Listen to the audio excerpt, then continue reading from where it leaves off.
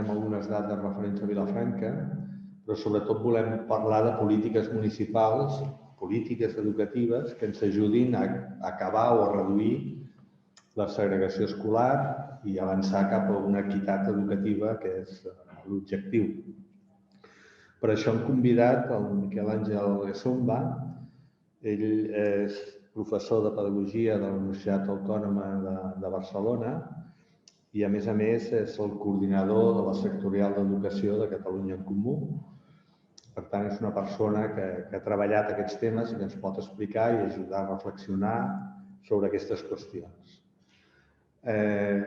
Jo faré una petita intervenció parlant de segregació escolar a Vilafranca i el centre de l'acte d'avui és la conferència que farà el Miquel Àngel Gassomba i deixarem al final un espai per poder debatre, intercanviar idees i reflexionar conjuntament. La previsió és que aquest acte duri 1 hora i mitja, més o menys, temps que disposem. Podem allargar una mica més, però ell ha vingut en tren, ha de marxar en tren, hi ha uns horaris, hi ha un toc de queda, hi ha moltes coses. Molt bé. Presentar-vos aquestes dades sobre segregació escolar a Vilafranca, dient al començament que ens ha costat moltíssim que l'equip de govern de Vilafranca ens donés unes dades que haurien de ser públiques, no solament pels grups municipals, sinó per tota la població, que són el destí que dona a les ajudes a l'escolarització, que són ajudes directes que dona a l'Ajuntament fins l'any 2019 amb criteris socioeconòmics de renda familiar per ajudar les famílies i a partir de l'any 2019 i els dos cursos, l'anterior i l'actual, seguint criteris de necessitats educatives que marca el Departament d'Educació. Bé, podem mirar el tema de la segregació escolar des del punt de vista de la procedència dels alumnes, podem mirar la segregació escolar des del punt de vista de la situació socioeconòmica dels alumnes, o podem mirar aquesta segregació escolar purament des del punt de vista educatiu, d'alumnes que tenen necessitats educatives. En qualsevol dels 3 criteris que ho mirem, Vilafranca té una segregació escolar important, no de les més altes de Catalunya, però sí important, i ara comentarem breument els alumnes i la informació que tenim. El tema de la segregació escolar no és un tema de Vilafranca, és un tema de Catalunya, és segurament d'Espanya, la realitat que coneixem és Catalunya, i per això s'estan treballant de diferents projectes, uns més institucionals i uns altres menys, per lluitar contra aquesta segregació escolar. En definitiva, quan parlem de segregació escolar, volem dir que alumnes amb determinades dificultats es concentren en uns centres més que en uns altres. En principi parlaríem d'això i, per tant, hi ha centres que tenen una diversitat molt més alta que la mitjana del municipi on estan implicats. Bé, en tot cas, després el Miquel Àngel sobre qüestions d'aquestes ja dirà. Un dels elements per veure això és com es distribueix l'alumnat estranger entre centres. Aquí, en aquesta primera diapositiva, tenim les dades de Catalunya i de Vilafranca i podem veure que en alguns casos estem al nivell mitjà de Catalunya, en la majoria de casos estem lleugerament per sobre, però sempre, sobretot en el cas de primària, per sobre d'aquest 30%, d'aquest 0,30, que es considera una xifra important. Això que es diu l'índex de dissimilitud, per tant, de diferència respecte a la mitjana del municipi, està fet en base a dades del Departament d'Educació i forma part d'un informe que ha fet la Fundació Bofill i en el qual assenyalava a Vilafranca del Penedès com un dels 44 municipis de més de 9.000 habitants que a Catalunya tenen una segregació segons aquests criteris alta o molt alta. En el cas de Vilafranca seria alta. Bé, per tant, són dades de la Fundació Bofill, treballades per la Fundació Bofill a partir de les dades del Departament d'Educació. Nosaltres hem treballat, sobretot, les dades que provenen dels ajuts a l'escolarització. Per tant, com es distribueix aquells alumnes que van rebre des del 2013 fins al 2019 ajuts en funció de la seva renda, de la renda familiar, com es distribueixen. I una primera aproximació és aquesta que teniu en aquest gràfic. Tenim el conjunt d'alumnes que reben ajuts i que van anar passant d'uns prop de 1.000, 1.200 i en els últims anys aquests 1.100 aproximadament alumnes que venen a significar un 25% dels alumnes que tenim a Vilafranca. Hi ha un 25% d'alumnes que tenim a Vilafranca que, segons el criteri de l'Ajuntament, necessiten ajudes. Com es distribueixen aquests alumnes? La columna grisa són de les públiques i la columna carbassa de les concertades. Aquest gràfic ja ens demostra que la immensa majoria d'alumnes que necessiten ajudes per raons econòmiques estan concentrats a l'escola pública. També és cert que a Vilafranca l'escola pública acull aproximadament a 2/3 parts dels alumnes i l'escola concertada una 1/3 part.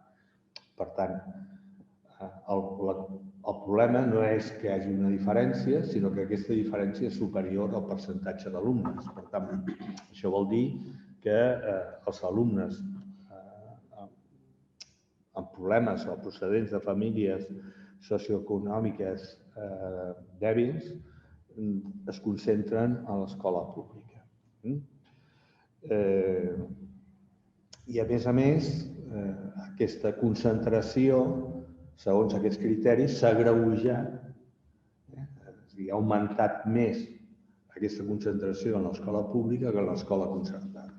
Ha augmentat el nombre d'alumnes que tenen ajudes, però ha augmentat més en l'escola pública que en la concertada.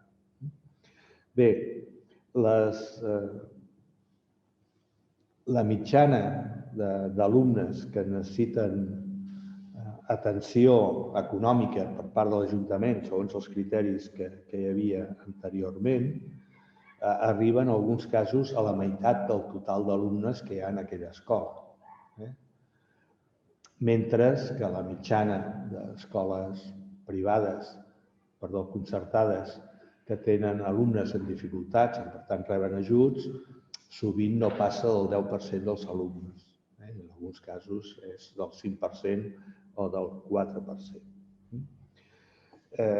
Després comentarem les gràfiques, us faig el panorama general, però una altra característica és que aquesta segregació escolar també es dona entre escoles públiques i escoles concertades. És a dir, hi ha escoles públiques que acumulen percentatges molt elevats, superiors al 30% d'alumnes amb necessitats econòmiques, per dir-ho d'alguna manera, però també hi ha escoles públiques que tenen percentatges inferiors al 15%. I el mateix passa a la concertada. Hi ha algunes escoles concertades de Vilafranca que tenen un percentatge del 14 o el 15% d'alumnes que reben aquests ajuts, i altres escoles concertades que tenen un percentatge del 4 o el 5%. Per tant, el que vull dir, i el que hem valorat amb les dades que tenim, és que la segregació es produeix sobretot entre l'escola pública, les escoles públiques i les concertades, però que després també es produeix dintre les escoles públiques i dins les concertades. És un element important de tenir en compte. Aquí veieu l'evolució, això ho penjarem a la web de Vilafranca en Comú i, per tant, tindreu les dades. Els que estan per la franja d'entre el 15 i el 5% són tot escoles concertades, els que estan per sobre d'aquesta franja del 15% fins a arribar en alguns casos al 50% són escoles públiques. Però dintre d'aquestes escoles públiques, com podeu veure aquí, entre la línia verda i la línia, no sé, la línia blava, que són escoles públiques, hi ha molta diferència també. Bé, aquesta és l'evolució del percentatge d'alumnes, no del nombre d'alumnes, sinó del percentatge. Per tant, aquí ja està descomptat la diferència que hi ha entre la pública i la concertada en quant a nombre d'alumnes. I com podem veure, el percentatge d'alumnes que reben ajuda de l'Ajuntament o que rebien ajuda de l'Ajuntament passa d'un 25% a un 35%. En canvi, els que reben ajuda, el percentatge de l'escola concertada passa d'un 10% a un 9%. Tot aquest augment d'alumnes que necessiten ajudes ha estat acumulat en l'escola pública. Això són dades per poder veure visualment aquests percentatges. Els alumnes amb ajudes, un 20% són a l'escola concertada, un 80% a la pública, malgrat que la pública té un 60% dels alumnes i la concertada té un 40%. Això són les diferents escoles de Vilafranca, us he posat uns números.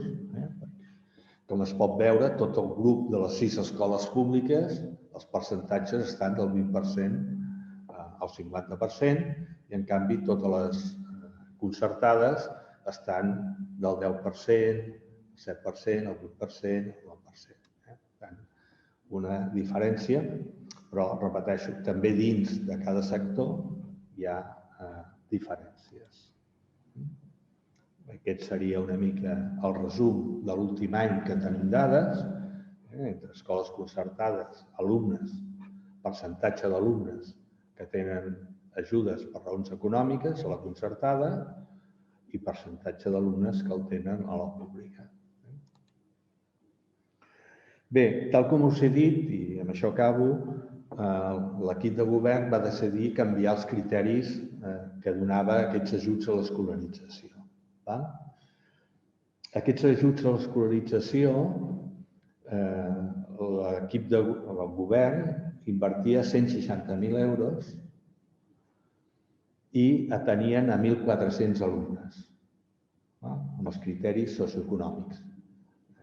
I, a més, s'aplicava una espècie de tarificació social. Les rendes més baixes rebien un ajut més gran, les rendes més altes, dintre de les baixes, un ajut més petit, etc.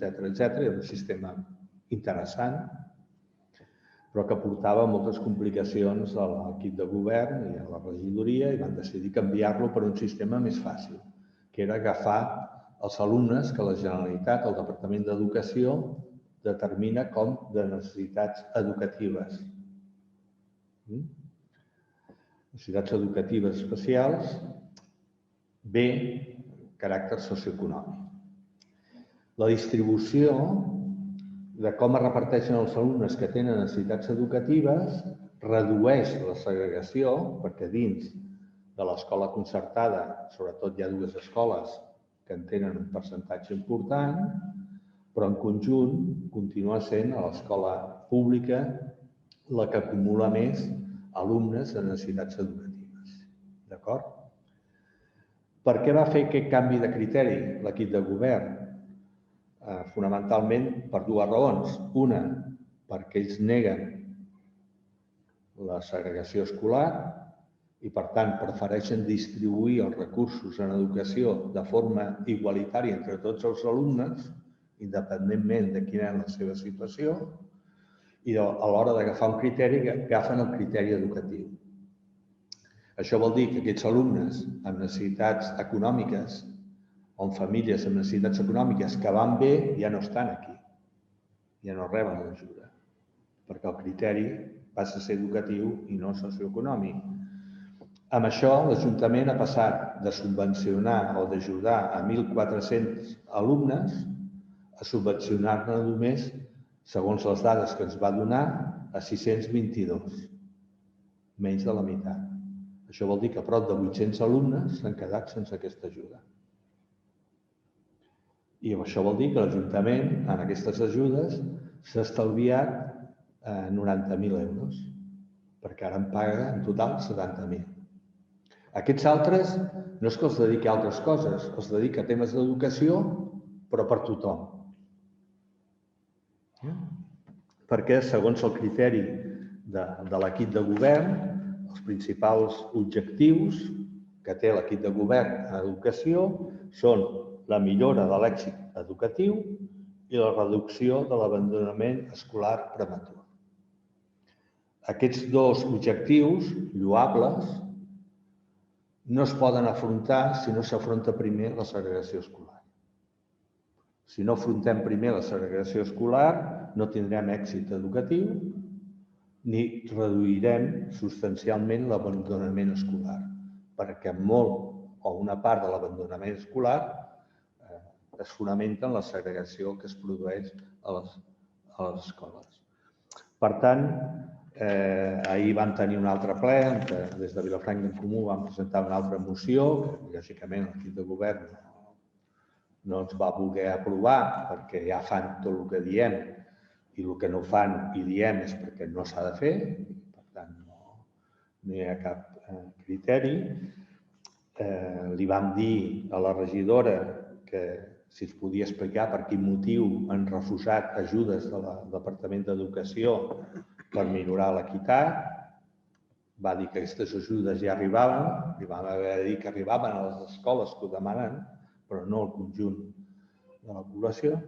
En fi, l'equip de govern té una bena als ulls, diu que a Vilafranca tot va bé, que per tant no s'ha d'ajudar el que l'alcalde diu nens pobres, sinó que s'ha d'ajudar al conjunt, perquè com que no hi ha segregació, ajudant al conjunt ajudem també aquests nens pobres que diu el nostre alcalde. Bé, aquest és el mapa una mica de Vilafranca, que repeteixo, no estem al top 10 de la segregació escolar, però tenim una segregació escolar alta. I ara ja li deixo el torn al Miquel Àngel perquè ell ens ajudi a reflexionar sobre això i com podem afrontar-ho.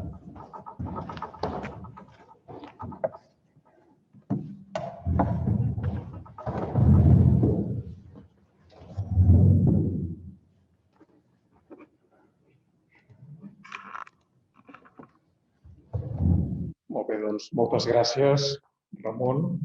Déu-n'hi-do quina entrada. De fet, ja no caldria gaire cosa més, només analitzant i reflexionant sobre aquesta realitat que les dades ens aporten ja tindríem per una bona estona. Que curiós que de vegades s'apliquin criteris neoliberals també a l'àmbit educatiu, quan es diuen en l'àmbit, per exemple, de l'economia neoliberal que el que és important és crear riquesa i que creant riquesa doncs ja les morralles i les molles ja arribaran una mica per tothom, em sonava una mica això, de dir, invertim els diners i els recursos en tothom, que ja d'alguna manera o una altra ja li tocaran als nens pobres també. I és curiós aquesta translació d'un discurs neoliberal contrari a les polítiques d'equitat i d'igualtat que es poden arribar a fer encara avui dia a casa nostra. Deixeu-me que també comenci agraint-vos la vostra assistència. Em fa molt feliç estar a Vilafranca per dos motius. El primer perquè no estic a casa i, per tant, diguem-ne, estar a qualsevol lloc és en si mateix una festa. No cal que us expliqui per què. I el segon motiu perquè no és estar a qualsevol lloc, és estar a Vilafranca, una ciutat molt bonica en la qual uneixen vincles d'amistat i de coneixença amb diverses persones de la ciutat. Algunes esteu aquí a la sala. I, per tant, en aquest sentit, sempre és una ciutat amable i bonica de venir. O sigui que, la veritat, que doblement gràcies per poder venir aquí a parlar d'aquest tema, que, al igual que vosaltres, em preocupa, m'inquieta i m'ha ocupat de poder-hi reflexionar, de pensar-hi i, sobretot, a través de la meva acció professional i també política, actuar-hi. Jo volia iniciar la meva intervenció situant la naturalesa del problema, perquè fins i tot en això de vegades hi ha interrogants, dubtes o debats. A mi sempre m'agrada dir que la segregació escolar lògicament és un problema, així ho hem de definir, però que és un problema polièdric, de moltes cares, essencialment tres, i que aquestes tres cares interactuen les unes amb les altres i que de vegades el que acostuma a fer-se des de determinades organitzacions polítiques i sectors ideològics és amagar el cap sota l'ala i només quedar-se amb una part del problema. És agafar el rave per les fulles. No, la segregació escolar és un problema educatiu, eminentment educatiu, perquè hi ha infants que tenen un baix nivell d'assoliment, perquè en aquesta escola hi ha molta concentració d'alumnat amb unes determinades característiques socioeconòmiques o culturals o lingüístiques i, per tant, el que hem de fer front és a la situació del rendiment acadèmic. Posem-hi més reforços escolars, posem-hi més professorat, fem més sortides als museus i als equipaments culturals i així evitarem un assoliment baix de competències i, sobretot, també previndrem l'abandonament escolar prematur. El discurs del problema de la segregació com una dimensió educativa amaga una segona capa, una segona fulla de la ceba, que és que es tracta d'un problema també eminentment polític. Perquè el fet de la segregació té uns fonaments sobre l'estructura del nostre sistema educatiu, que és un sistema que trontolla bàsicament amb dos pilars que a hores d'ara fa 4 dècades que estem esperant que es resolguin. Un d'ells, clarament, la doble xarxa educativa, i aquí hi ha un dels elements. Jo crec que les teves dades m'agradava molt escoltar-te, Ramon, perquè pensava, és cert, fixem-nos aquells gràfics que ens ha explicat en Ramon, en els quals es veu l'escola de titularitat pública, quins són els índexs d'ajuts econòmics que reben, que per tant identifiquen que al darrere hi ha un determinat tipus d'alumnat i els centres privats concertats. La foto és claríssima i molt semblant a la de qualsevol altra capital de comarca de la província de Barcelona fora de l'àrea metropolitana. La fotografia de Vilafranca és gairebé idèntica a la de Mataró, a la de Granollers, a la de capitals de comarca d'un tamany mitjà, ciutats atractores de tot el que és una determinada conurbació al voltant del nucli de capital i que genera tot aquest procés i aquestes dinàmiques. I després, per altra banda, el tema de la baixa inversió, que sobre això no cal dir tampoc gaire cosa més. Catalunya, que sempre havia estat capdavantera en l'àmbit educatiu, sabeu que estem un punt amb els estudis més optimistes, perquè, clar, aquí també cadascú fa els seus números i les seves comptes, i hi ha qui diu, jo crec que amb un to excessivament pessimista, que la inversió a Catalunya està al 2,8%. Això va sortir fa 2 anys i va crear un enrenou important. Les xifres, jo crec, més raonables ens situen en un 3,3-3,4% del PIB, però és que, clar, a Espanya, en el seu global, a l'Estat, se situa sobre el 4,4-4,5. I, per tant, vol dir que fins i tot en les mirades més optimistes d'inversió econòmica a Catalunya, en matèria educativa, estem un punt per sota del que és el conjunt de l'Estat. I molt lluny del 6% que la LEC ja va establir en el seu moment sobre el paper, però que a l'hora de la veritat continua sent un projecte gairebé una utopia. I jo crec que ens faríem també una trampa a nosaltres mateixos, si ens quedéssim només amb aquestes dues dimensions del problema de la segregació. La dimensió educativa, l'alumnat no assoleix competències, la dimensió política de com s'estructura el sistema. Jo crec que hem d'acceptar i reconèixer que hi ha una dimensió social de la segregació escolar i forma part de l'equació i, per tant, hauria de formar part també de la solució. La segregació escolar moltes vegades prové de processos de segregació social en determinades barriades, en determinats nuclis d'habitatge I també és fruit o resultat de processos socials de reproducció en determinats grups i àmbits i també d'una escassa mobilitat social. L'ascensor social, alguns experts ens estan dient que s'està frenant en els últims anys i amb la Covid encara més. I, per tant, aquesta dimensió és una altra de les qüestions que ens ha de poder explicar per què en determinades escoles hi ha un nombre important d'alumnat que això, que allò. Per tant, analitzar la segregació escolar sense tenir en compte tota aquesta complexitat seria una qüestió realment poc eficaç i que realment faria front a la problemàtica en si. És per això que en la meva intervenció jo aniré anant d'aquí cap allà, en les diferents capes de la ceba, i per tant no em centraré exclusivament en com podem donar més reforç escolar als infants de l'escola que té un 50% d'ajuts econòmics, però tampoc no em quedaré només amb l'àmbit de situar de manera crítica en la baixa inversió i en la doble xarxa una situació que explica la segregació escolar. També intentaré fer realment esment a determinades qüestions de caràcter social. I per fer-ho us proposo un recorregut a partir de 3 grans etapes. A mi em sembla que ens ordenaria molt el discurs poder iniciar la discussió explicant-nos on som, cap a on anem a continuació i la tercera pregunta que em sembla que és la substantiva, als ajuntaments què? Els poders locals davant d'això, com ens hi posicionem, com ho afrontem. Per encetar aquesta primera qüestió relativa a on som, jo crec que som allà on érem.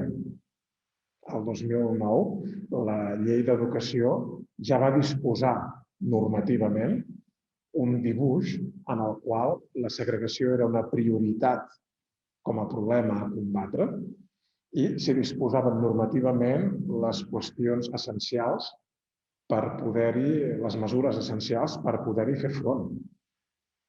He de recordar que en aquell moment les formacions de les quals Vilafranca en Comú ara n'és, diguem-ne, la resultant, però que en aquells moments estaven en el govern tripartit i en el Parlament de Catalunya, van fer un paper molt important per combatre, treballar i batallar aquests articulats vinculats en la lluita contra la segregació.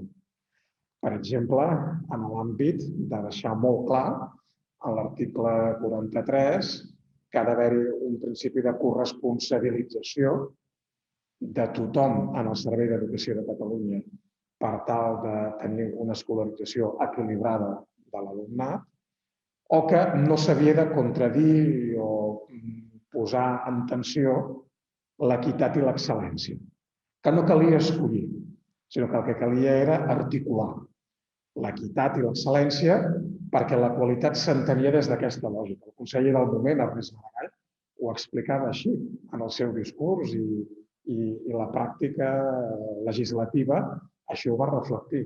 La qualitat no renyeix entre elles l'equitat i l'excel·lència i, per tant, d'alguna manera ens hem de situar. També en aquesta normativa, a la LEC, quedava molt clar que la qualitat de l'educació significava aquest equilibri en l'escolarització i que l'alumnat amb necessitats específiques de suport educatiu havien de ser atesos amb la màxima cura, amb la màxima atenció, perquè era un element imprescindible per a la cohesió social. També és cert que aquest articulat de l'article 44 va trigar 9 anys a veure com apareixia el decret 150/2017 d'octubre sobre l'educació inclusiva. I, per tant, diguem-ne, és un dels articulats que més ha costat de desenvolupar de la LEC. Però la idea de les necessitats específiques de suport educatiu i la vinculació de l'atenció a aquestes necessitats educatives amb una escolarització equilibrada ja estava a la LEC, tenint fins i tot en compte la necessitat de l'escolarització. També estava a la LEC el reconeixement de les oficines municipals d'escolarització, que era un invent que ajuntaments progressistes d'esquerres havien fet pel seu compte i que funcionava, però que la llei en aquests moments el reconeixia com un element essencial. M'estic adonant que no m'he tret la màscara, però estic tan acostumat, perdona'm, que d'això. Me la trec i així fem una mica més d'això.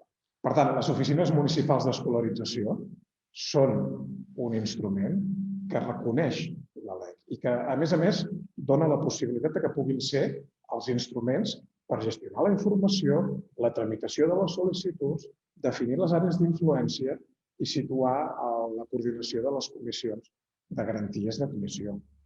O, per exemple, també tot el tema vinculat amb les condicions socioeconòmiques que cal atendre en determinades zones geogràfiques també ja estaven incloses i la necessitat que l'administració disposi de recursos addicionals. Per tant, on vull arribar amb tot això? Bàsicament, vull arribar a situar el fet que el problema no està en la lletra. Jo diria gairebé tampoc que no està ni tan sols en l'esperit. El problema que aquesta normativa que entén i vol combatre la segregació escolar des de fa més de 10 anys és en la praxi. Perquè sabem que les normes generen condicions pel canvi dels problemes polítics, però no són determinants en el canvi polític. I, per tant, aquest és el nostre escenari. Aquí és on jo crec que som. En un escenari en el qual disposem d'una norma relativament bona, però d'una mala praxi. I, per tant, si el problema no està en la norma, perquè aquest podia ser, hem de fer una llei que garanteixi en contra de la segregació. No cal. Els instruments ja els tenim definits i explicitats a la normativa. El problema és un altre.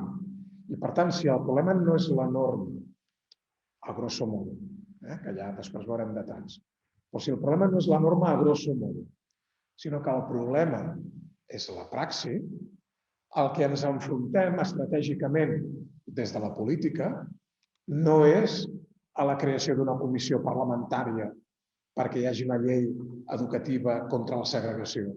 El problema no és aquest. El canvi que necessitem no és un canvi normatiu. El que necessitem és un canvi cultural.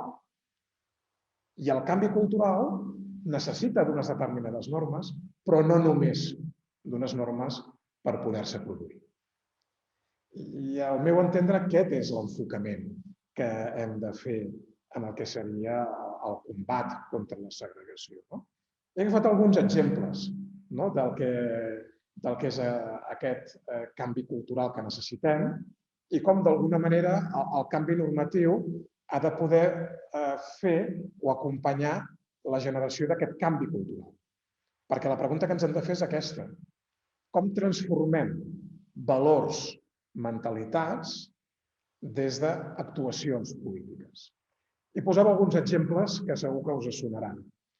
Perquè, perdoneu-me, la segregació escolar no comença només al despatx de la regidora, pel que veig, de l'Ajuntament de Vilafranca del Penedès. La segregació escolar comença també a les visites a les jornades de portes obertes, quan un pare o una mare fa la visita del centre i quan acaba aquesta visita diu «Oh, quina escola més maca i quin projecte educatiu més bonic! Quants alumnes hi ha immigrants per aula?» Això, en un estudi que va quedar molt reflectit de l'Isaac González del 2007, un estudi també carregat per la Fundació Bofill, posava de manifest aquestes actituds i com moltes vegades en el procés de selecció i la presa de decisions de les famílies del centre educatiu, el factor més rellevant i més determinant és el nombre d'alumnat immigrant que hi ha a les aules. Ni el projecte educatiu, ni l'equip docent, ni les instal·lacions, ni la pròpia ubicació eren factors tan condicionants de l'actitud familiar com el nombre d'alumnat immigrat que hi haurà. Diguem-nos-ho clar. I mirem a veure quin és el repte normatiu que se'ns ofereix per generar un canvi cultural que faci que això no pugui esdevenir o que aquest tipus de comentaris cada vegada siguin més minoritzats. Això passa essencialment per l'impuls dels models de zonificació escolar. Perquè si una mare o un pare en les portes obertes pot fer aquest comentari és perquè encara vivim sota un paradigma, una perspectiva de centre educatiu i no de zona educativa. I la zona educativa, en l'article 147 de la LEC, també existeix. I és just ara que es desplega amb el decret del 2021, 12 anys més tard. Fem una mica de tard, però realment seran les mesures que aniran generant les transformacions culturals que esperem. També suposo que us sona, no? Una mare a la porta de l'escola dient clar, és que als estrangers els hi donen totes les ajudes municipals. Bé, això s'acaba ràpid si impulsem polítiques actives que realment optimitzin una determinada reserva de places, que és una de les línies fortes en aquests moments en el combat contra la segregació escolar i que fa que determinada reserva de places faci que totes les escoles, sense excepció, tinguin alumnat amb necessitats educatives de suport específic. I, per tant, si hi ha aquesta política de distribució i de prereserva de places, aquests comentaris, a poc poden anar-se esmorteint. Al igual que també esperem que aquell inspector, aquella inspectora que Mandrós diu, escolta, vols dir que ara ens hem de posar a mirar censos en el procés de la preinscripció, just ara en aquests moments, doncs, si hi ha un compromís polític ferm sobre el control de les irregularitats, doncs serà difícil que aquests comentaris es puguin arribar a fer. O, per exemple, aquell comentari d'aquell director o aquella directora que quan arriba una família d'origen estranger al seu despatx i fan una primera entrevista de coneixença, li diu que a la seva filla millor que vagi a l'escola pública del barri del costat, perquè allà hi ha molts altres nens del seu mateix país i sabran tractar-la molt bé. Si la preinscripció fos electrònica, telemàtica, al 100%, sense la possibilitat que es pogués establir en els centres. I les oficines municipals d'escolarització fossin les que coordinen i impulsen aquest procés i garanteixen que aquelles famílies que tenen dificultats d'accés a la informació o que no saben fer la preinscripció telemàtica, però és l'oficina municipal d'escolarització qui acompanya aquest procés, ja pot haver-hi directors i directores que diguin el que vulguin, que s'inverteixen els processos i les dinàmiques de funcionament en aquest sentit. Tenia alguns altres exemples que ja podeu conèixer. La inspectora que diu aquesta nena pakistanesa ha d'escolaritzar-se al centre on hi ha vacants, pecat mortal que incrementa i fomenta la segregació de manera alarmant. En el moment en el qual tu controles la matrícula viva i fas que l'escolarització fora de termini no es faci en centres segregats, sinó de manera distribuïda en tots els centres, s'ha acabat aquesta pel·lícula. O aquella delegada territorial que pot identificar en el procés de planificació educativa que aquella escola que té un nombre molt important de població immigrada s'ha d'adscriure a aquest institut determinat i no a un altre, perquè és que si no, clar, les famílies de la ciutat marxaran a l'escola privada, gairebé com fent un favor per mantenir la solidesa del sistema públic. Això en el moment en el qual tu gestiones les ràtios i les adscripcions de centres s'ha acabat el bròquil, o fins i tot també la segregació, com intento demostrar, és un fenomen complex polièdric que comença a les portes de l'escola, que comença als despatxos de direcció, que comença a les jornades de portes obertes, però que comença també als despatxos de la delegació territorial i comença també als despatxos de via augusta a les taules de les direccions generals. No és estrany, i segur que em creieu si us dic que alguna directora general en el seu moment va dir millor que no obrim aquest centre experimental en aquest barri d'una ciutat que ara no diré, perquè igualment la gent del barri no hi anirà, perquè no hi entrarà. Per tant, diguem-ne, d'aquí la complexitat d'actors i actrius socials que hi ha al darrere de la segregació. Però, bé, aquí és on som. I el que ens hem de plantejar seriosament és cap on anem. I cap on anem tenim un full de ruta de país. Tenim un full de ruta impulsat, liderat per la Sindicatura de Greuges, que va veure la llum a tranques i barranques amb moltes dificultats el 2018, però que és vigent i que té una comissió de seguiment des de la qual la nostra organització política està i, per tant, pot seguir de prop com es van desenvolupant els treballs, que no és un altre que el Pacte Nacional contra la Segregació. Aquest pacte, que va començar i va arrencar en la seu del Parlament de Catalunya, incorpora 30 mesures molt clares que són resultat del diagnòstic de la segregació escolar que es pot fer a Catalunya i que es distribueixen en 3 grans capítols i 9 àmbits. Quins són els capítols? Doncs els que us podeu imaginar. La segregació comença en molts llocs, és molt polivalent en aquest sentit i comença en molts espais, però també comença en molts processos. La variable temps també és un element important. Hi ha factors que incideixen en la segregació en el moment de l'accés al sistema educatiu, i això és un dels grans capítols en la lluita contra la segregació. Hi ha un segon moment en el qual també es poden generar i produir processos importants de segregació escolar, que és durant l'escolarització.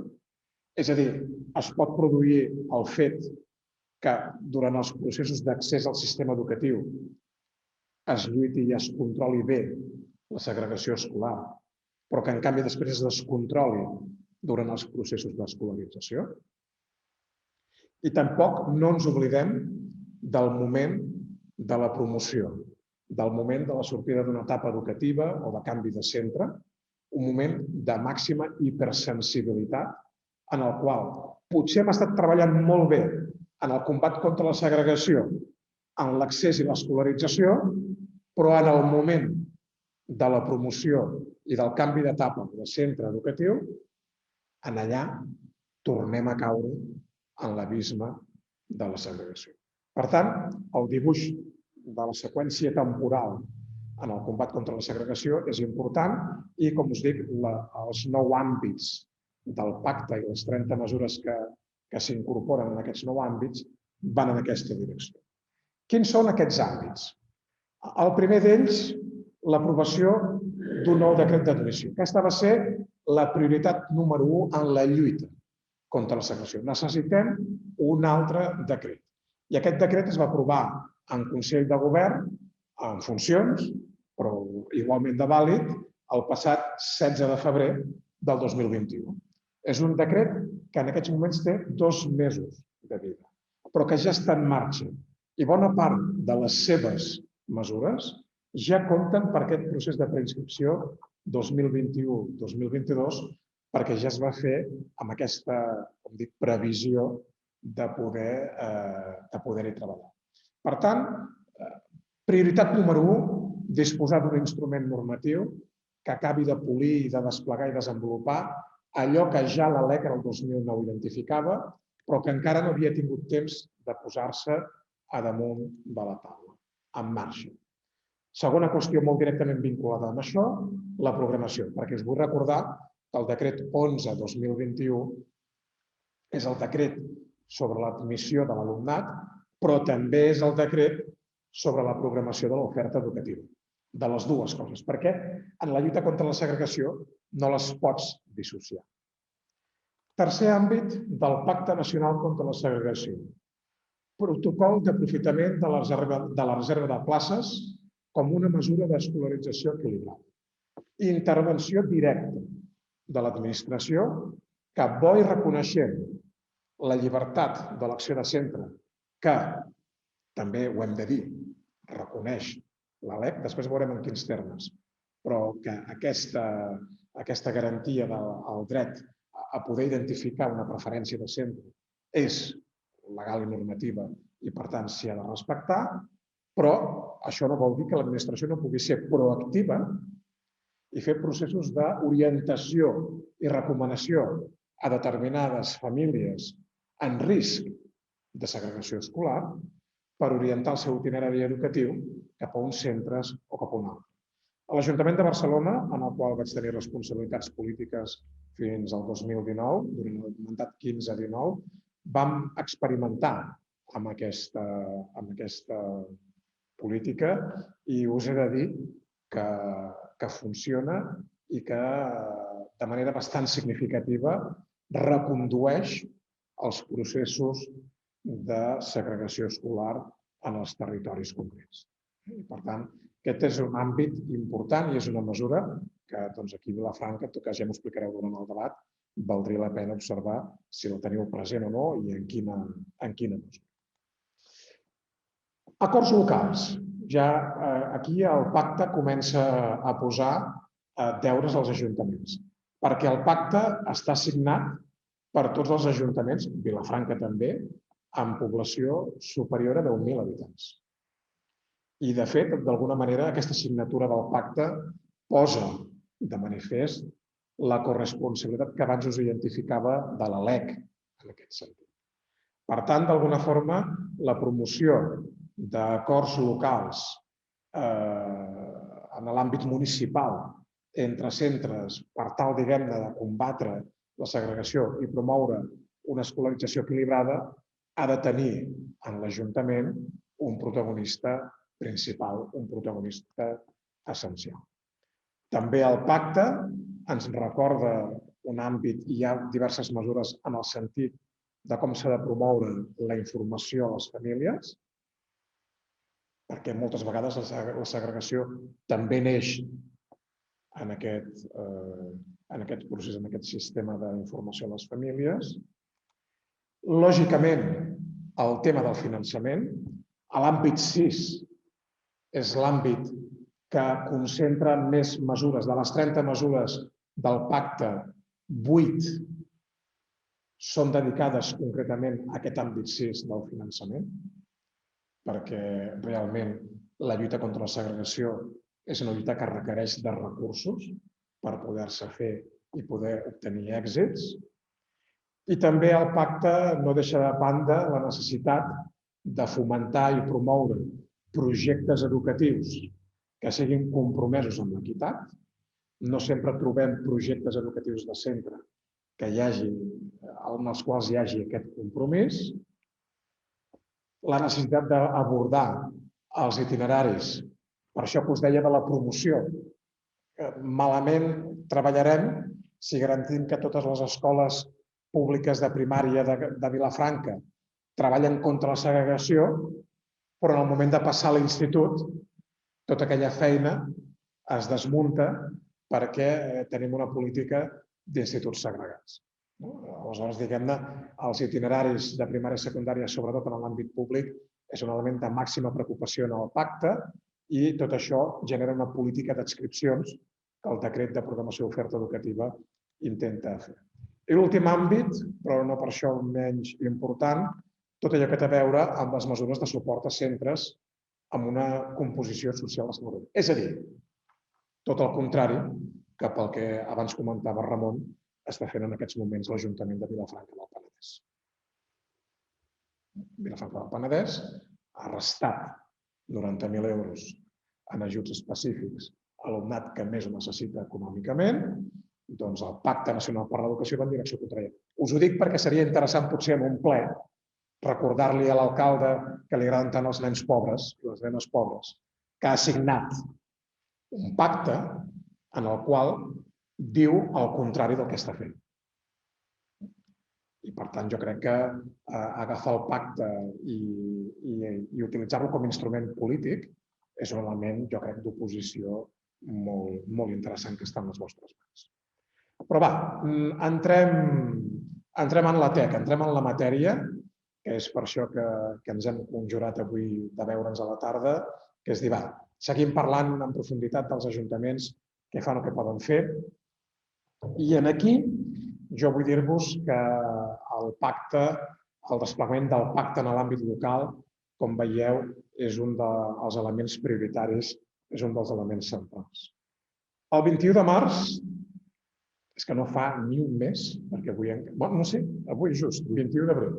Doncs mira, just fa un mes, el 21 de març, es va fer públic aquest document. El paper dels ajuntaments en la lluita contra la segregació escolar, que el que intenta és concretar de manera operativa i de manera clara com el pacte contra la segregació escolar ha de tenir una traducció local. És a dir, la pregunta que vosaltres us fèieu de dir, escolta, un ajuntament com ho pot fer això?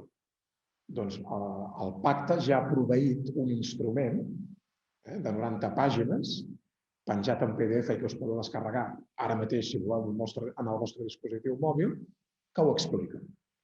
I ho explica a partir del que seria tot un conjunt d'idees i de reflexions molt interessants. Perquè la segregació és un problema, ja ho hem dit al principi, un problema polièdric.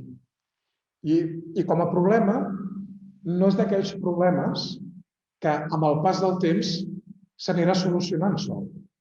No sé si alguna vegada havíeu sentit a parlar com el dictador Franco gestionava la política d'aquest país durant 40 anys. És una anècdota que en el seu moment, com me la van explicar, la vaig trobar molt divertida i sempre que puc aprofito per recordar-la, no tant per recordar la figura del dictador, sinó per recordar la manera com en aquest país es feia política durant 40 anys. Es veu que Franco, en el seu despatx, tenia dues grans piles de papers com a cap de l'Estat. En una pila tenia tots aquells problemes que amb el pas del temps se solucionarien. I, per tant, com que amb el pas del temps se solucionarien, no feia res. El temps ja ho curarà tot. I en l'altra pila tenia tots aquells problemes que, malgrat el pas del temps, no se solucionarien mai. Per tant, com que eren problemes que mai s'havien de solucionar, tampoc no feia res. Bueno, sí, el que feia era inaugurar pantans i anar a pescar. Però aquesta era la seva filosofia política. Una filosofia, lògicament, antidemocràtica i una filosofia que des d'una democràcia nosaltres no podem legitimar. No podem dir, Ramon, m'has espantat, des d'un ajuntament democràtic, que no cal fer res, com deia el dictador Franco, en contra d'un problema tan greu com el de la segregació escolar. Perquè aquest problema, des d'una perspectiva democràtica, per poder-hi combatre, s'ha d'intervenir, s'ha d'actuar. Si no, aquest problema no se solucionarà. Per tant, primera qüestió que aquest document que us acabo d'ensenyar identifica. Les intervencions. Les intervencions claus en les quals els ajuntaments hi tenen un paper protagonista per lluitar i combatre contra la segregació. Però també aquest document és d'un gran valor perquè també ens diu per poder desenvolupar, per poder realitzar aquestes intervencions, calen unes condicions determinades. És a dir, poder generar aquestes intervencions no és un tret de sortida, no és un punt de sortida, sinó que és un punt d'arribada. Abans de començar a intervenir, hem de poder generar condicions. Abans de que la llavor del blat doni fruit, hem de llaurar, hem de podar, hem de posar abonament i hem de regar. Perquè si no, no creix la llavor per si sola. Necessita aquest acompanyament. Doncs és exactament el mateix. I per tant, per això us dic que us convido a la seva lectura perquè és molt interessant des d'aquesta doble perspectiva. Quines són les intervencions que hem de fer i quines són les condicions que ens permeten disposar d'un escenari favorable per poder començar a fer aquestes intervencions. Les intervencions les identifica bàsicament en 5 grans eixos. Un ajuntament ha de participar activament en la detecció de l'alumnat que té necessitats educatives específiques de caràcter socioeconòmic. Per tant, això vol dir una forta complicitat amb els serveis socials de l'Ajuntament. Ha d'haver-hi una comissió en l'Ajuntament en què la regidora d'Educació amb la regidora o regidor de Serveis Socials seguin i parlin i estableixin un creuament de bases de dades i de treball compartit per aquesta identificació i aquesta detecció. Punt número 1. T'haig de dir que Vilafranca ha fet al revés. L'Ajuntament ha dit, ja els tenim identificats, però com que són masses, agafem el criteri del Departament d'Educació i així ens estalviem uns quants. És a dir, no han intentat que els que tenien detectats s'incorporin, en alguns casos perquè aquests alumnes que tenen dificultats econòmiques no tenen necessitats educatives. És a dir, van bé a l'escola, però continuen tenint. No poden anar a colònies, no poden fer sortides, etc. Malgrat això, més o menys van bé. Sí. T'agraeixo el detall perquè realment segueix reforçant i posant de manifest un incompliment del pacte que l'alcalde ha signat. Vilafranca ha signat que treballarà per detectar l'alumnat amb necessitats educatives específiques i que, per tant, hi haurà un treball transversal integral dels seus diferents departaments per fer aquesta identificació per motius socioeconòmics. Segona qüestió que ha de fer l'Ajuntament. Lluitar contra els desequilibris en la planificació i la gestió del procés d'admissió d'alumnats. Hi ha tota una gran bateria de mesures concretes per poder-ho fer. Tercera qüestió que es demana perquè un ajuntament s'impliqui en la lluita contra la segregació. La creació d'equivalències entre projectes educatius de centre. Els 11 centres de Vilafranca han de poder ser percebuts pel conjunt de la població com a centres equivalents. No aquest és el bo i aquest és el dolent, i aquest és el que dona molt nivell, i aquest és el que dona un nivell molt baix, i aquest és el que d'això i aquell el d'allò, no? L'Ajuntament ha de ser actiu, proactiu, en canviar aquesta mentalitat, en generar que la mirada d'una mare o un pare que té el seu fill o filla que s'ha de preinscriure a P3, el seu criteri per anar a un centre o a un altre sigui com a prioritari el de la proximitat. Quin és el que tinc més a prop? Perquè, mira, així ho tenim més a l'abast i podrem fer vida de barri i podrem fer colla amb la resta de l'alumnat. Aquí l'Ajuntament s'ha d'implicar activament amb la creació d'aquesta equivalència entre projectes educatius de centre.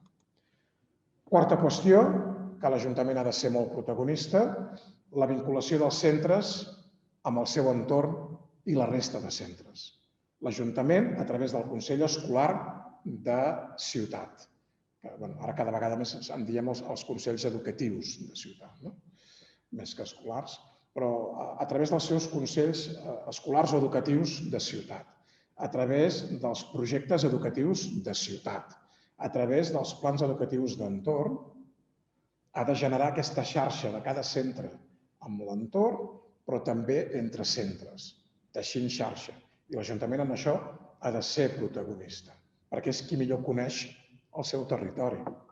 I la cinquena gran actuació que s'identifica des del pacte també és el discurs, perquè jo m'afegeixo a les paraules del savi Einstein.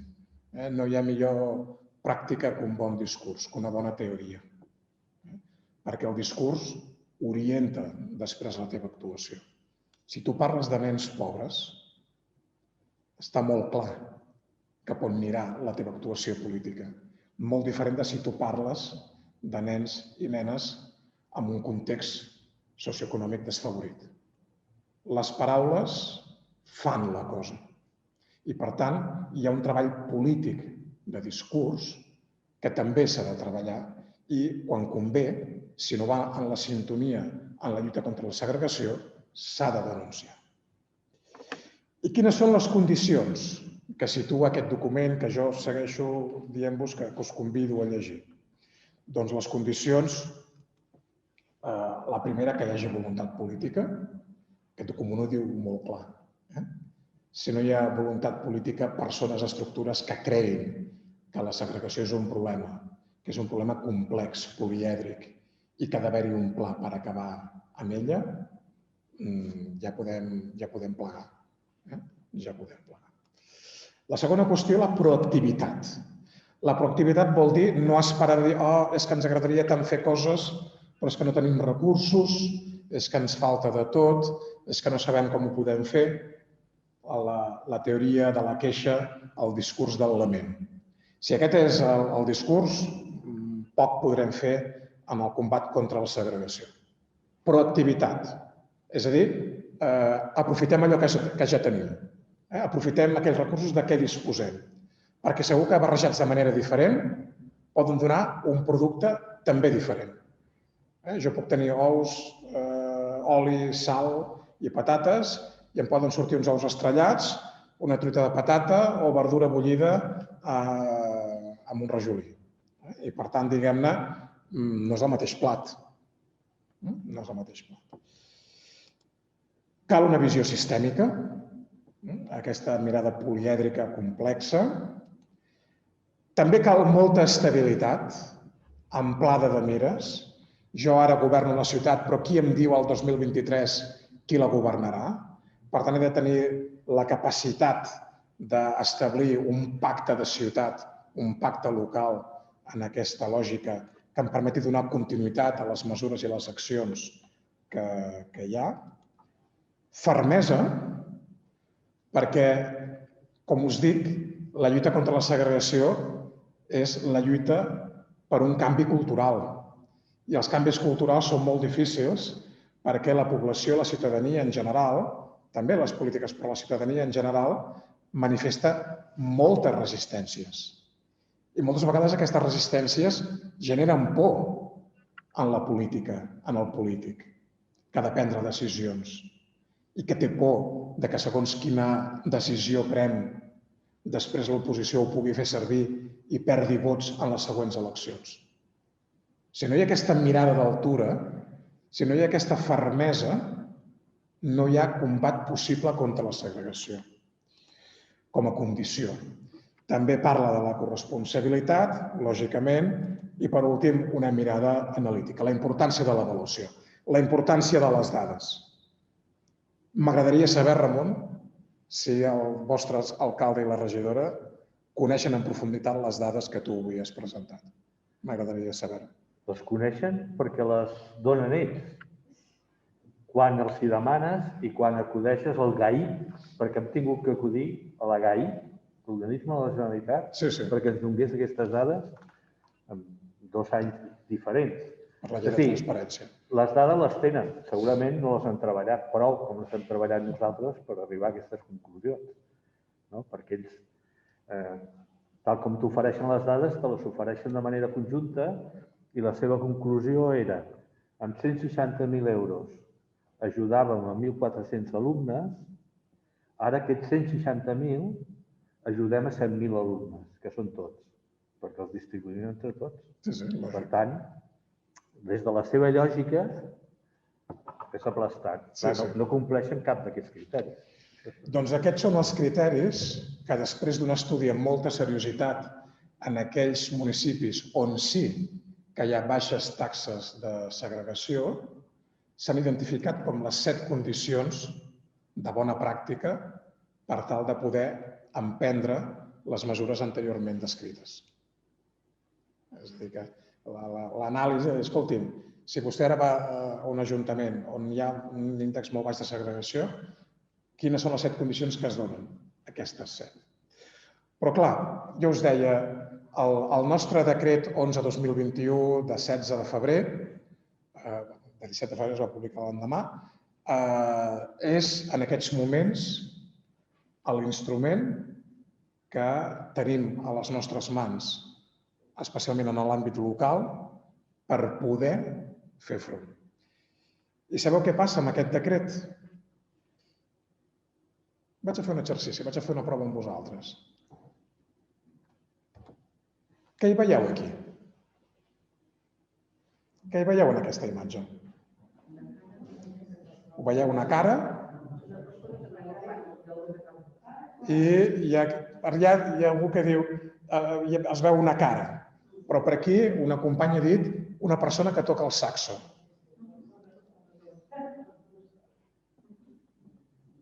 Què hi hem de veure aquí?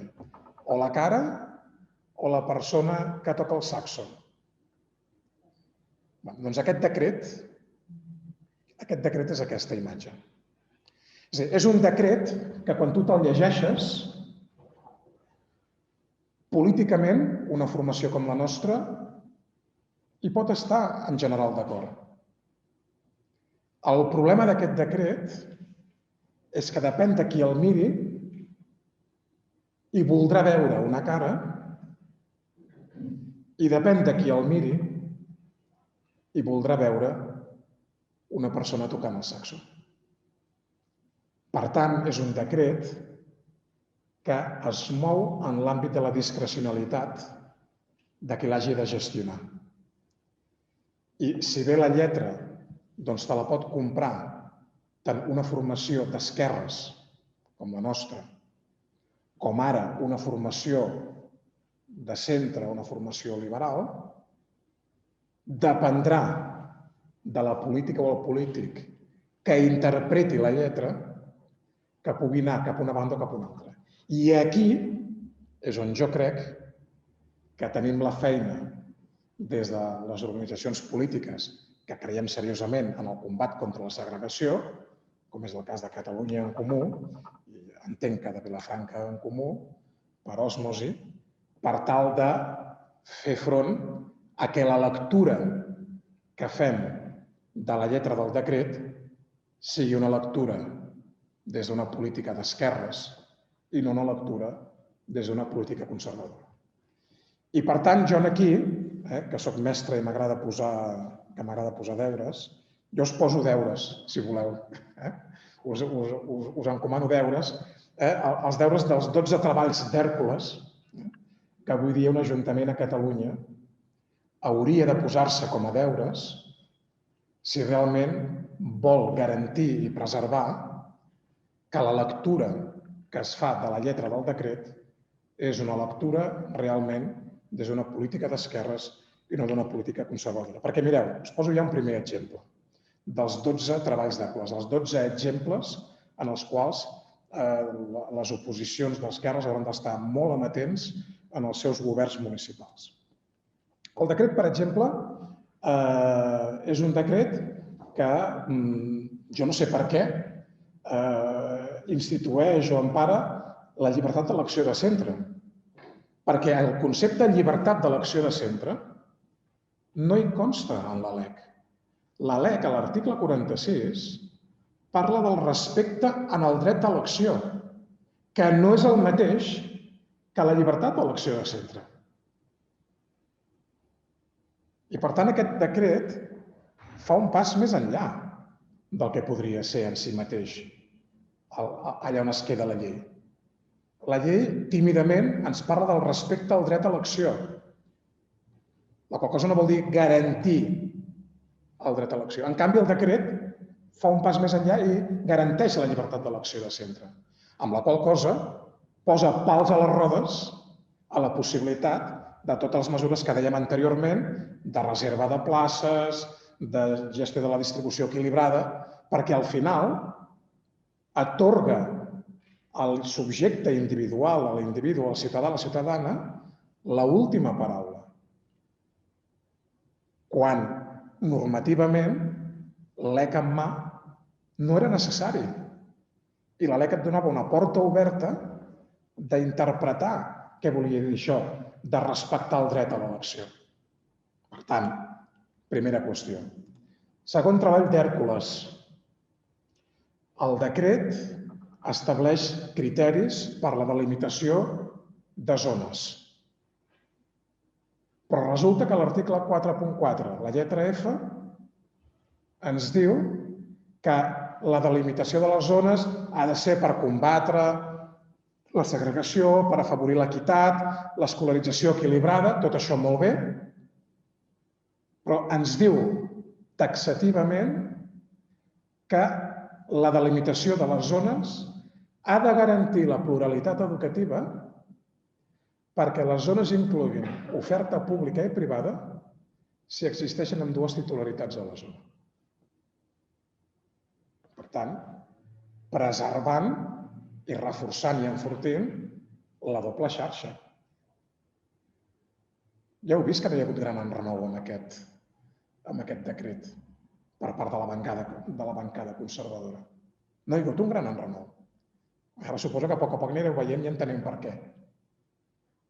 Perquè el decret està absolutament ple de mesures que garanteixen o la discrecionalitat en la que el polític que l'aplica pot prendre una decisió i la contrària, i estarà bé i serà legítim, i també mesures de protecció de determinades pràctiques i determinades maneres d'entendre aquesta qüestió. Tercer element.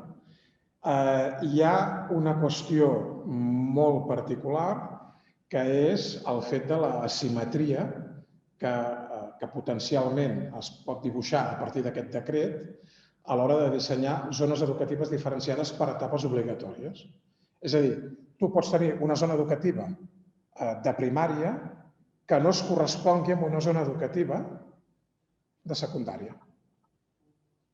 I, per tant, en aquest sentit, afavorir determinats processos i dinàmiques que facin tirar enrere moltes vegades a moltes famílies a l'hora de preinscriure a P3 d'anar a un centre determinat perquè sap que si apunta el seu fill o la seva filla a P3 en aquella escola, l'itinerari que li queda és només aquest i no tindrà opcions de poder fer una altra cosa. Per tant, aquest element important. Quart treball d'Hèrcules. L'article 8 diu que els ajuntaments, les oficines municipals d'escolarització han d'informar sobre l'oferta de la preinscripció i de tothom en condicions d'igualtat. Es perd una oportunitat en aquest decret, perquè no ho diu, que els poders públics informaran de manera preferent sobre els centres de titularitat pública. Vosaltres us imagineu una empresa privada, no vull dir noms, però una empresa privada A fent propaganda dels seus productes, però a la vegada dels productes de l'empresa B? On s'ha vist això? Doncs en el nostre país, els poders públics donen informació per igual, com si fossin equivalents, als centres de titularitat pública i als centres de titularitat privada concertada. El decret, això, no ha aprofitat la possibilitat de poder-ho dir. Aquest decret també no diu o posa directrius perquè els ens municipals, els ajuntaments, puguin establir determinades normes. Sempre al final és el Departament d'Educació qui acaba decidint. L'Ajuntament pot participar, hi ha comissions de participació, però l'última paraula no la té l'Ajuntament. I en això, nosaltres que venim d'una tradició de municipalisme educatiu, és un element que aquest decret hagués pogut anar més enllà i no hi ha anat. Sisè, treball d'Hèrcules. Tota la qüestió vinculada amb la gratuïtat de les activitats extraescolars, complementàries, d'alumnes amb necessitats educatives de caràcter econòmic i els serveis escolars, menjador, transport, etc. Doncs, hi ha una obligatorietat per part de l'administració, però en qualsevol cas, diguem-ne, aquests serveis no són considerats com integrants del dret educatiu.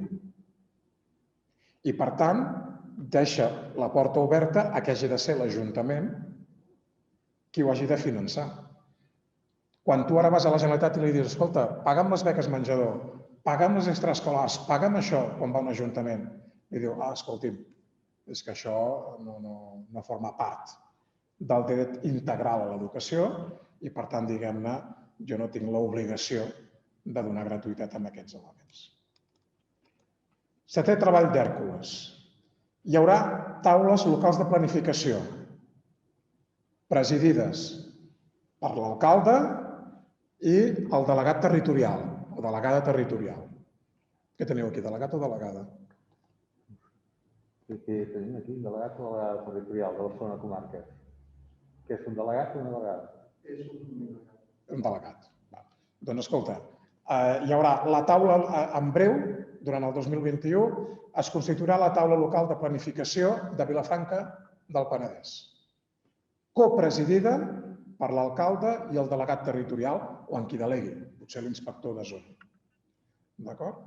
Però és que, clar, a l'article 12.2 diu que aquesta comissió no només que hi haurà representants públics d'administracions públiques, sinó que pot haver-hi terceres persones. És a dir, l'alcalde de Vilafranca pot demanar que algú de la seva conveniència, per què no, el director o directora d'un centre concertat pugui formar part d'aquesta taula local de planificació. No era necessari posar-ho això en aquest decret, però s'hi ha posat. I, per tant, quan l'alcalde llegeixi aquest article 12.2 de com ha de funcionar aquesta taula local de planificació, veurà un rostre o una persona tocant el saxo. Vuitè treball d'Hèrcules. Aquestes taules locals de planificació tindran competències, seran competents. Fixeu-vos, important, Fins ara, vosaltres teníeu el costum que aquí a Vilafranca, si s'obria una escola, es tancava un grup de P3, s'obria una ràtio, tot això es decidia a la delegació territorial. Ara ja no. Ara tot això es decidirà a la taula local de planificació. Allà es decidirà si s'amplia un centre, si es redueix un centre, si es crea un centre, si se suprimeix o si es fusionen centres. Ara això sí, tots de titularitat pública. El poder de gestió sobre l'oferta dels centres privats concertats no entra dins d'aquestes taules locals de planificació.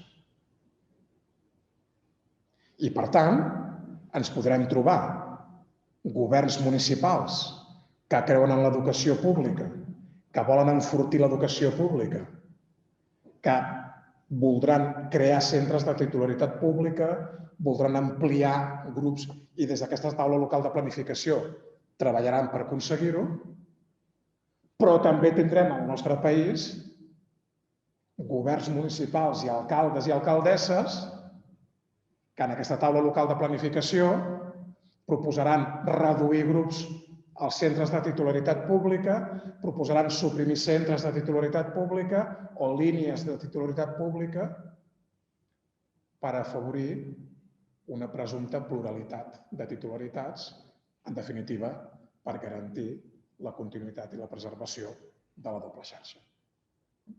Per tant, dependrà de l'alcalde o alcaldessa que veurà un rostre o una persona tocant el saxo.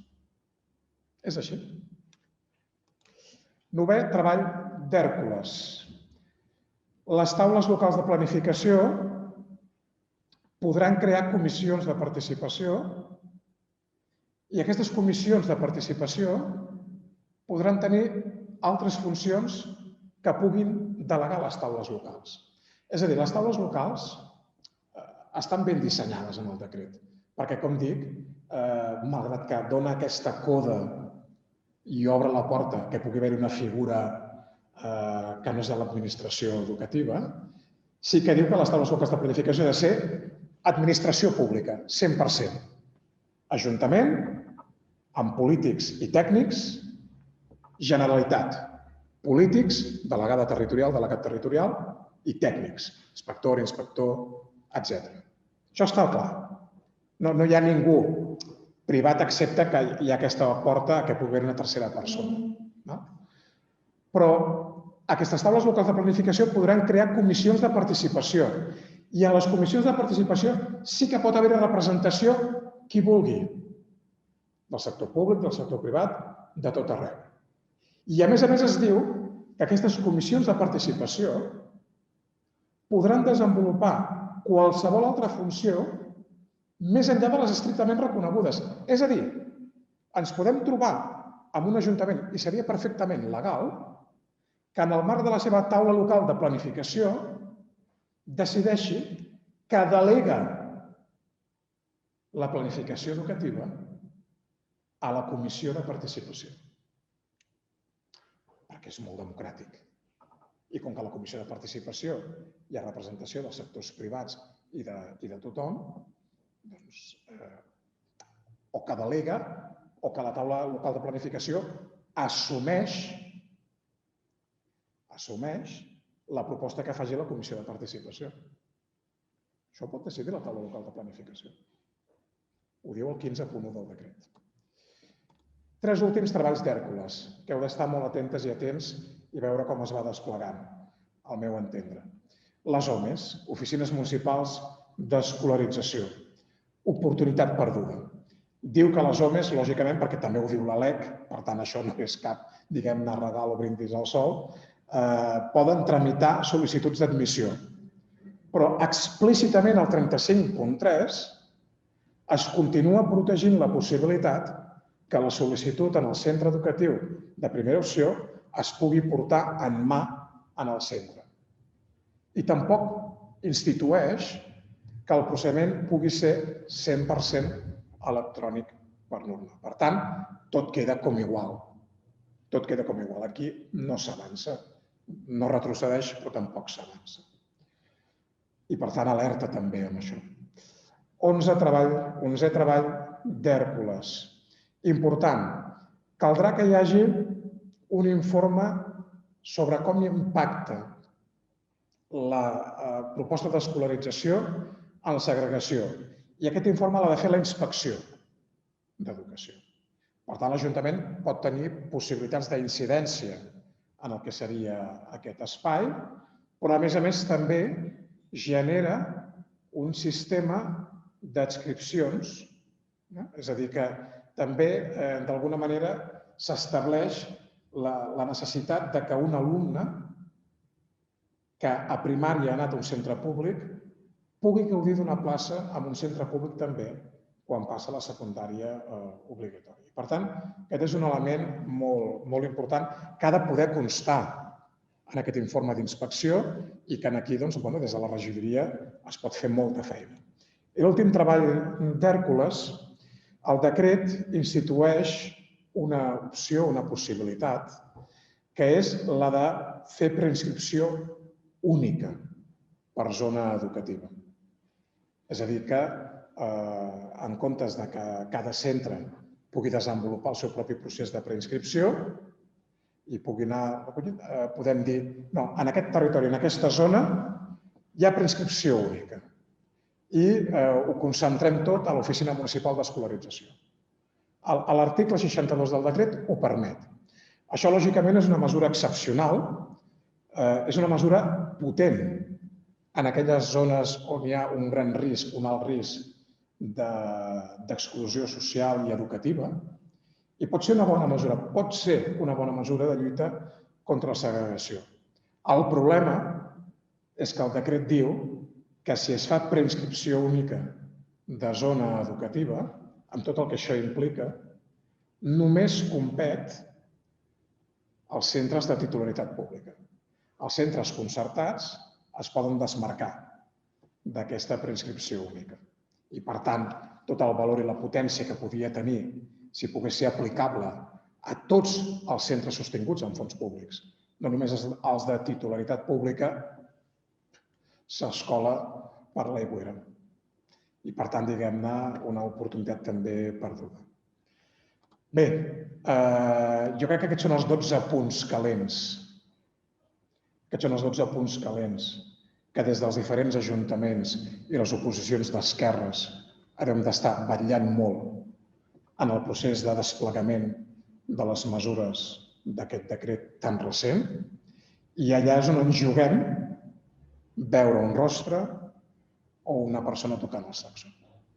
Serà i dependrà de la força, el treball i l'energia que hi posem cadascun i cadascun de nosaltres, que vagin en una direcció o en una altra, però com veieu, la feina és hercúlea i, sobretot, el que sí que és important és que puguem fer xarxa entre nosaltres, anar-nos explicant com avui com van les coses i probablement una de les coses que haurem de fer des de la nostra organització és establir una comissió de seguiment de com s'està impulsant en els nostres ajuntaments el decret per vetllar i garantir que no se'ns dona gat per llebre. Per part meva res més. Com diu a la pantalla, moltíssimes gràcies. Quedo a la vostra disposició a les xarxes socials per seguir parlant-ne i, òbviament, també quedo obert tot l'horari a si hi ha algun comentari, intervenció o pregunta. Amb molt de gust em quedaré per escoltar-los. Molt bé.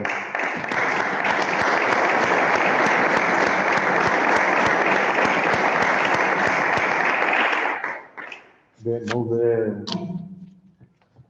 retornat al marc general d'aquests 12 treballs d'Hèrcules. Jo et dic, sense saber-ho, et diria el que ha fet l'Ajuntament de Vilafranca, que és el contrari del que tu deies, segurament, no ho sé. Potser l'Antonio té una mica més d'informació i ens pot explicar alguna cosa, perquè ell està a l'Oficina Municipal d'Escolarització. Perdó, la de garanties. Bé, en tot cas, qui vulgui intervenir, parlar, opinar, preguntar, Antonio. No sé si m'escolten la gent que està mirant online, perquè els companys i la coordinadora d'Alcalde de Vilafranca s'estan seguint per online. No sé si... Va. I si faig una pregunta, no és important. Ara? Hola, bona tarda. A veure, seré molt breu, no? Però poso 3 punts. Jo estic al Consell Escolar Municipal d'aquí de Vilafranca. Fa 5 o 6 anys que soc Consell Escolar Municipal, que no hi ha obligació per llei d'estar, de tenir els municipis, però aquí ho tenim, no? És bo, si s'aprofita bé. Què passa? Aquí hi ha estaments associatius educatius, tots representants, pares, directors, docents, ajuntament, partits polítics. Jo fa 5 anys o 6 i que estic allà i mai s'ha parlat de la segregació escolar. A l'ordre del dia de cada reunió, que n'hi ha 3 a l'any per curs, mai s'ha parlat de la segregació escolar. Quan es parla de la segregació escolar és quan al punt de varis algú el treu. Quan algú el treu o el trec, incomoda, molesta. Què diu aquest senyor? Què diu ara sempre? Una altra vegada, incomoda. Després de signar l'any passat l'adhesió a la recomanació que feia el síndic del Pacte Nacional contra la Segregació, va haver-hi poc després un altre Consell Escolar Municipal i el més adient seria parlar d'això, no? Tampoc. Jornada monogràfica del bullying. És molt important el bullying i s'ha de tractar. Però això és simptomàtic de que voluntat política no hi ha cap. Es van adherir al Pacte Nacional de la Segregació perquè hi havia una recomanació del síndic que els municipis de més de 10.000 habitants es tenien que adherir, es van adherir, però no s'ho creuen ni ells. No hi ha cap voluntat política perquè no es parla d'això al Consell Escolar Municipal de Vilafranca. Després, una altra qüestió. L'elecció de centre. Això, de vegades, molts ajuntaments, aquests pressuposat, però molts es treuen la medalla de que el 90% de les famílies, el 95%, la primera opció, com si fos una cosa positiva. Això què significa? Que la segregació, 500 famílies s'han reunit i han acordat com solventar la segregació? No. Si les 90 famílies, el 90% de les famílies trien aquesta primera opció, el problema de la segregació no es solucionarà per generació espontània. Però aquestes famílies són votants després. Dona satisfacció al 90% de les famílies. Que després hi ha segregació? Bueno, és un tema que com no s'afronta i es tapa i no es vol, no hi ha voluntat política d'aflorar el problema, doncs s'amaga. I ja per darrer, jo estic també al Consell de Garanties i Admissions d'aquí de Vilafranca i pensava, jo creia, ja fa 2 anys que estic, que La matrícula viva era una eina per treballar i millorar la segregació escolar. Per què? Perquè ja depèn de les famílies que venen al mig del curs i que són nouvingudes a la vila i venen, no? Però l'altre dia van tenir el tancament del darrer Consell de Garanties d'Admissions i la conclusió del nou, i encara que sigui un document de confidencialitat, són dades generals i jo crec que les puc donar, no? La matrícula viva d'aquest darrer curs, aquí a Vilafranca, el 75% de la matrícula viva és escola pública i el 25% concertada. I aquesta no és la realitat de Vilafranca. La realitat en oferta és 60-40. O sigui, empitjora el tema de segregació. No que millori o s'estabilitzi, empitjora, perquè malauradament la majoria d'aquestes famílies que venen aquí a Vilafranca o que es mouen, moltes vegades són per raons socioeconòmiques. O sigui, empitjora el tema. I una última pregunta que et volia fer. Sí. Quina puntuació de l'1 al 10 li dones al decret aquest d'ambicions que tenim? Escolta, fem una cosa que anem a llegir-ho. Si hi ha intervencions, al final tu contestes i... I una salutació als companys de la coordinadora d'AMPAs perquè estan fent una feina molt important i en comptes de trobar el recolzament de l'Ajuntament estan qüestionant la seva representativitat aquí a Vilafranca, que això ja és la gota que colma el vaso.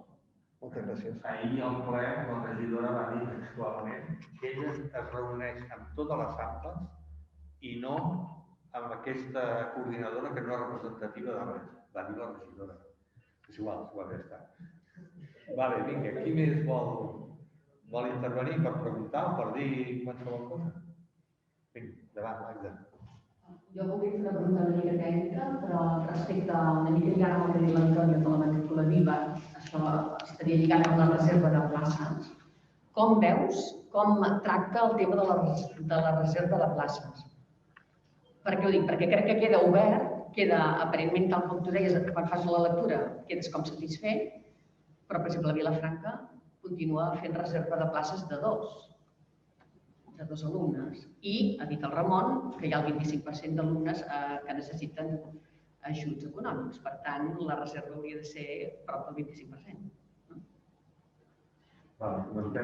Qui més vol comentar alguna cosa, una pregunta? Alguna pregunta? Ho dic perquè després ell tancarà i acabarem, Vale, jo sí que et volia comentar si de la teva experiència a l'Ajuntament de Barcelona, quin parell de mesures creus que es van prendre per combatre la segregació escolar que van ser efectives, experimentades? Si us pots dir un parell de... Doncs mira, vam fer això i això ha donat uns resultats bons, o que sigui. Bé, doncs, endavant. Molt bé, no sé com l'examen.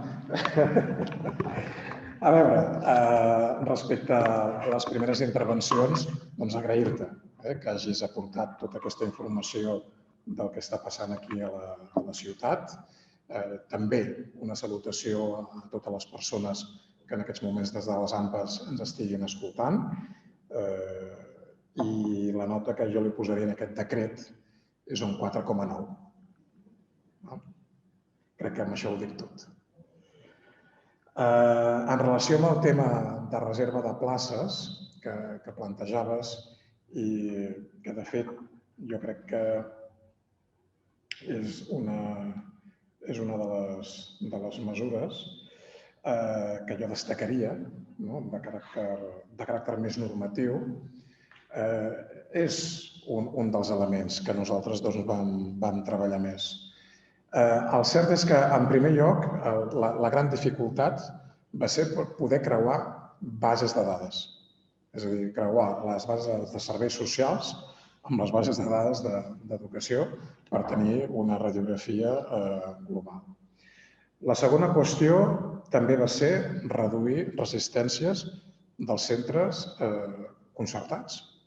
que això per nosaltres va ser paradoxal, perquè pensaves, escolta, t'estic dient que jo et proveiré de recursos per garantir la plaça d'aquest infant. I tu m'estàs dient que ni així ni tot els vols. Per tant, recordo moltes reunions dels equips tècnics de gerència amb titularitats de centre de determinades zones per llimar i reduir resistències. Els índexs, en el primer pilot que vam fer el 2018, va haver-hi un índex, perquè clar, això també tinguem en compte. Reserva de plaça no vol dir garantia de plaça perquè preval el dret de la família a acabar elegint el centre on vol anar.